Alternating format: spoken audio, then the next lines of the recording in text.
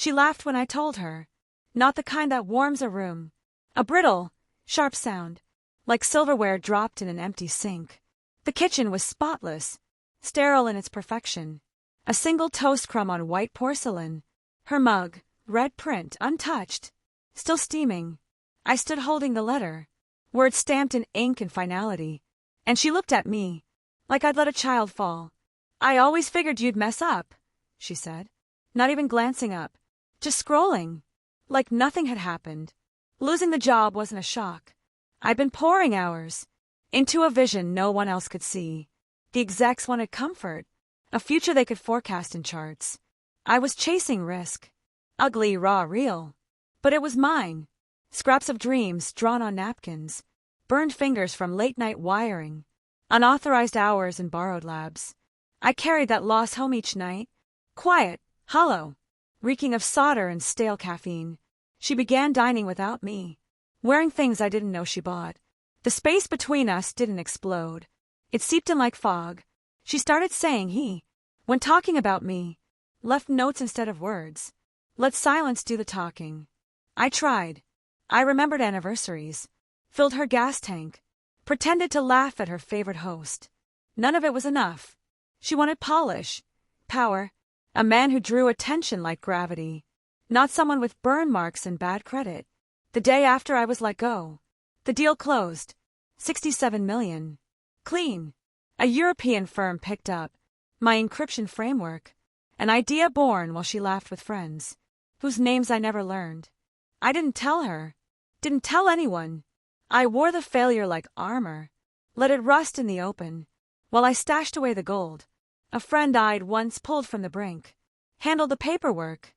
Shell companies, layered trusts. Legal, quiet, unreachable. She filed 3 months later. Met someone, she said. A finance guy. Loud. Polished. Teeth like showroom lights. She wanted half of what she thought was mine. I nodded. Gave her everything she believed was left. Didn't think you'd fold so fast. She smiled, already celebrating. I moved downtown. Small space. No view. Ate from cartons. Drove a car that coughed on hills. But I was free. Untouchable. Her attorney mocked my fake numbers. What a fall, he smirked. I played it well. So well I almost believed it myself. 6 months later, a friend mentioned her new penthouse.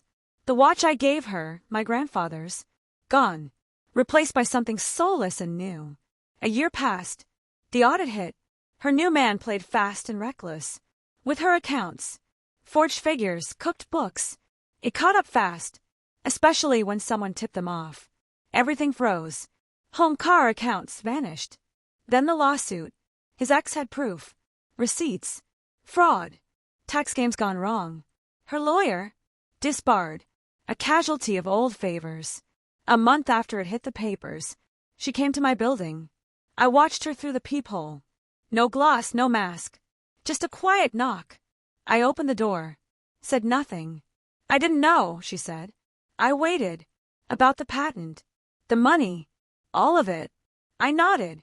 You gave up everything, she said. Why? I tilted my head. Let the weight of the moment press down.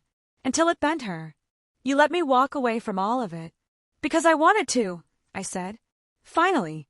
Still. Calm. Her face broke. Not with tears, but with the recognition of consequence. So you could see what mattered, I said, and feel it fall apart. She left. No reply. Just the echo of the life she'd built. Collapsing inward. The money's still there. Untouched, mostly. I walk now. Consult for dreamers like I used to be. Eat well. Sleep without ghosts. Make small talk with strangers who never knew the before. Sometimes, I remember her humming while folding towels, leaving wine unfinished. With her kiss on the rim. We didn't shatter. We wore down. I keep the patent and the divorce papers in the same drawer, both framed, not as trophies, but as proof. Sometimes, justice doesn't shout. It waits. Then it whispers back. With a smile.